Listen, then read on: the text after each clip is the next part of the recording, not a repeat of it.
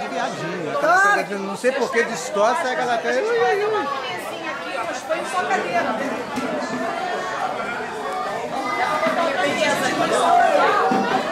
Gente, essa aqui é a organizadora do evento. Miss Dionne Warwick, ladies and gentlemen.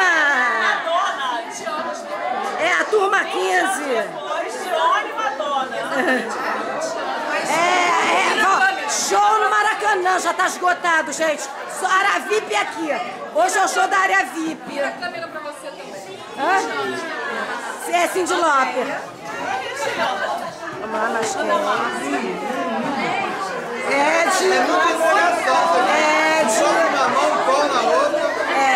Ela com copo, lógico, né?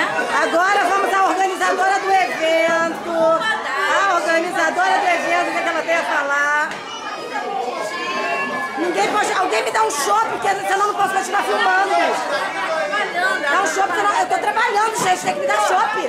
Pelo amor de Deus, a pessoa trabalhando de graça, ninguém dá um chopp. Não se nega bebida a ninguém. Deus já dizia, tá na Bíblia. Tá na Bíblia, não se nega bebida a ninguém. Não é verdade? Ela ficou chateada que ela tinha comprado ingresso. A gente não deixava ela entrar. Ah, eu vou ver com o Dalmer. Eu vou com o Dalmer. Eu vou ver Madonna e Dalmer. Ah, é? Vou.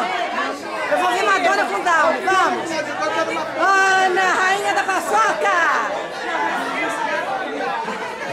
Vamos lá, continuando. Dá um beijo, Chuchu. Vamos.